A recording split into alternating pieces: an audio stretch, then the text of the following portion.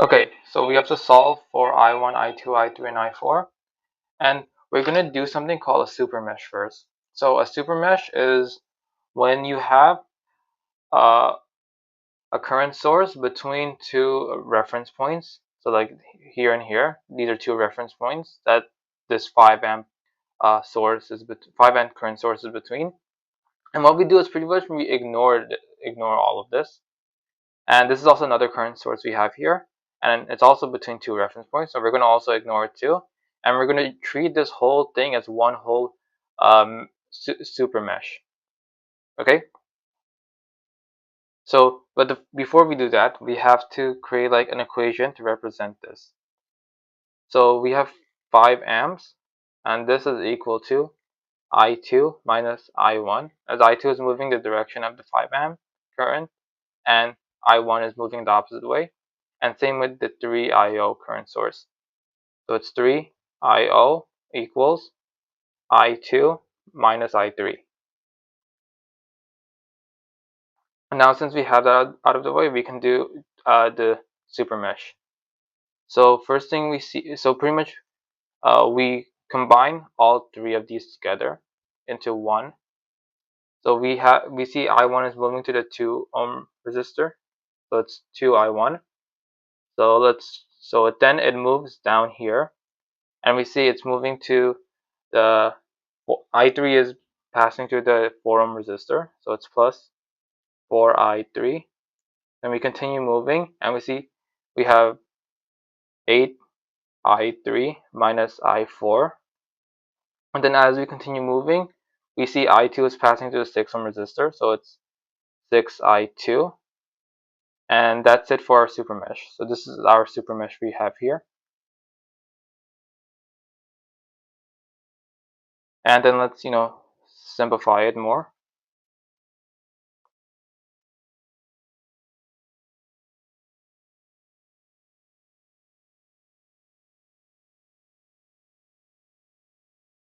These are the only two like terms we have.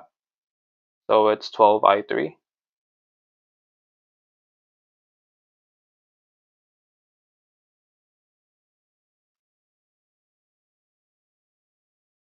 And now, so that's our first equation that we finished. We can get our second equation from here. So it's pretty much how you do a normal mesh. So it's 8 times I4 minus I3 plus 2I4 plus 10. So then we just FOIL it out.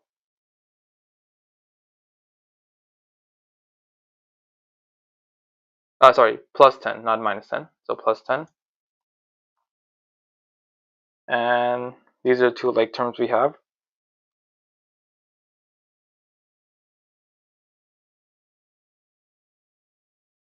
And let's bring the 10 to the other side. So it'll be minus 10. Okay? And actually, let's swap these two around.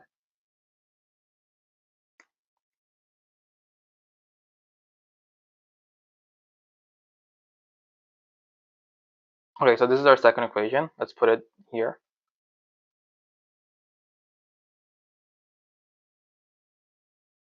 Okay, so this is our second equation that's done. Now we can get our last two equations from here. So we have this equation we could just work with. So let's put it down here. And let's swap I2 and minus I1. So it'll be minus I1 plus I2 equals 5. So that's a third equation. Now we just need one more equation since we have 4 unknowns. And we can do that from here. But notice we have this IO that's interfering with it. But we see IO is moving the opposite direction of I4. So that means IO is equal to minus I4. So we can plug that in here.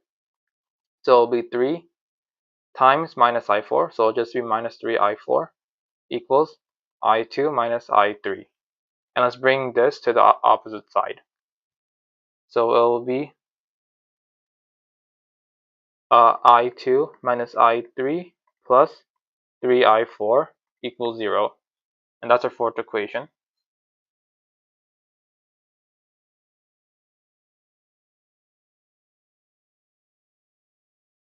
Okay, so that's our fourth equation.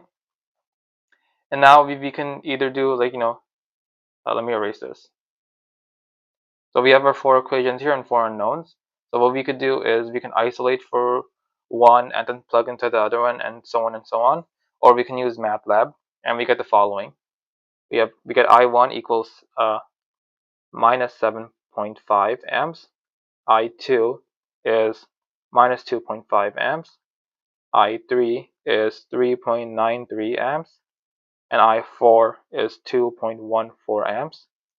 And since we know IO is negative of I4, so that means IO is minus 2.14 amps. And these are your final answers.